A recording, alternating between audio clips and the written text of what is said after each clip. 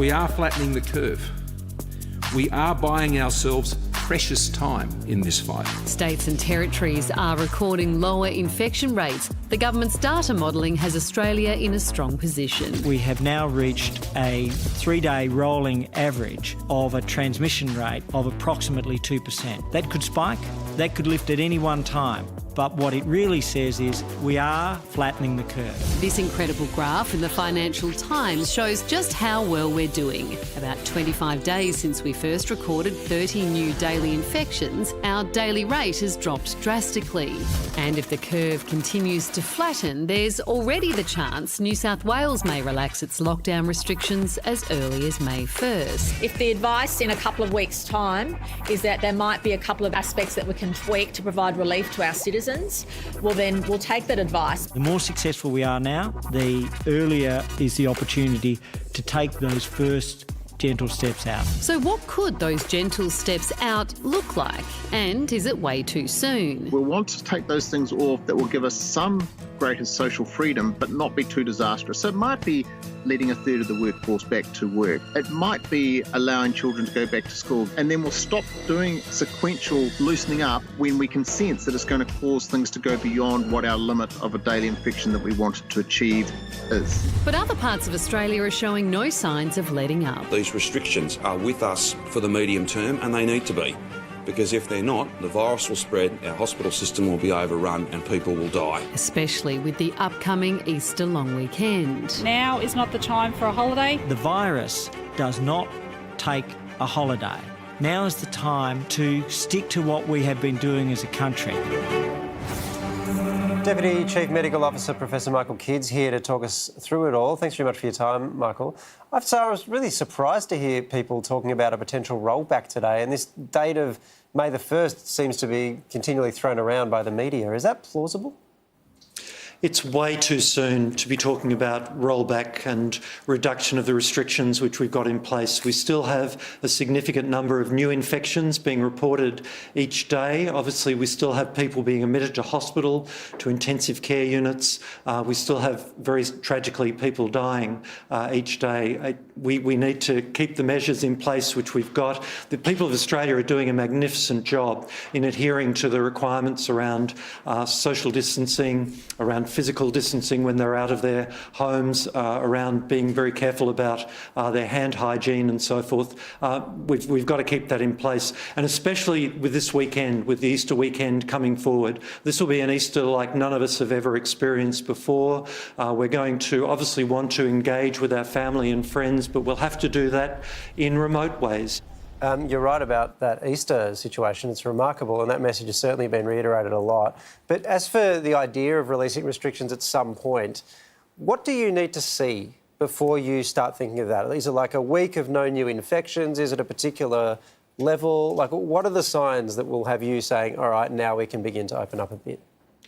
Well, it's actually too early in the process to start to speculate about what those requirements may actually be. What we're looking at is what's happening with the pandemic in countries all around the world. We've seen some countries, Sweden, Japan, Singapore, which reduced some of their restrictions on their populations and then saw a rebound in infection rates occurring amongst their community, and then have had to put in new restrictions, which in some cases have actually been stricter than the restrictions which were in place originally. So we've got to be very careful about what we do. We've only shared the planet with this virus over the last 3 to 4 months. It's still very early days and way too early to be talking about pulling the restrictions off. Michael, is it fair to say that we've got a marathon ahead of us, but we're off to a bloody good start? We are off to an absolutely spectacular start, and that is thanks to the magnificent efforts of the people of our country. But we're also moving into a challenging period. You know, winter is coming, the influenza season is coming. We've been advocating very strongly that people, especially elderly people, get their influenza vaccine so we don't have the double whammy of influenza and COVID-19 occurring at the same time. Michael, are we part of the problem? Is the reason that ministers and people like yourself are having to provide dates and times for when we might start easing restrictions because we're impatient and we just want to know when we're going to come out of this? Yes, look, I think that we're all a part of this. You know, we are all very anxious about what is happening. We're all very conscious of the restrictions which are being put on our lives. Many people are feeling very lonely and disconnected. It's why we need to be looking after our neighbours, our family, our friends, and especially looking out for older people, people with disability, people who have difficulty getting out of their homes. But also, life needs to continue. Michael, you can understand why people want to start talking about lifting the restrictions to see some light at the end of the tunnel. But does it worry you slightly that if people start to talk about that they might not take what we need to do right now as seriously as we should be taking it? Because they'll think, oh, it's kind of getting better, it's fine, I can just step out and do something that I might not have done before. People should be taking this incredibly seriously, and our governments right around the country are taking this very seriously. We've seen our police forces out actively enforcing the physical distancing rules, asking people, why are you outside of your home, what are you doing? And that's absolutely essential to protect all of us. So please, everyone, keep following the guidelines which are in place, keep following the restrictions, make sure that you're doing what you're doing. This will become a little easier for most of us as time progresses and as we get used to what we're doing.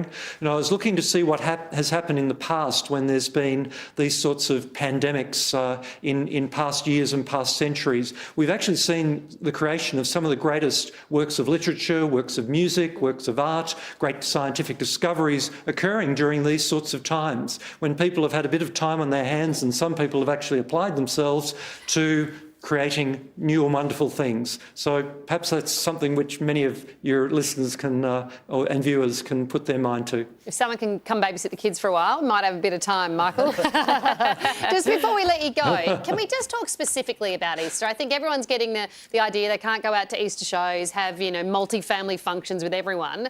But what does it look like for individual families? Can you pop Easter eggs outside the door of another loved one? Can you have, you know, a parent over just for a small dinner? Can you do any of those things, or is your message that none of that is okay? Stay inside with your nuclear family.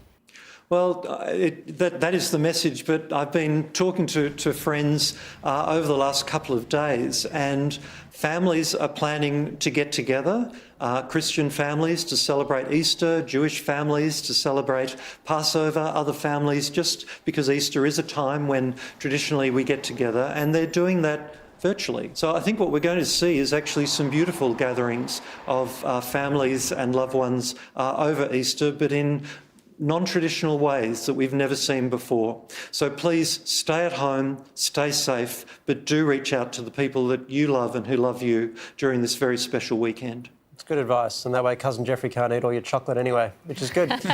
Michael, thank you very much for your help tonight. We appreciate it. Thanks all. Thanks for the great work you're doing. Apparently those rules don't apply to the Easter Bunny, though. Oh, Easter Bunny's allowed to...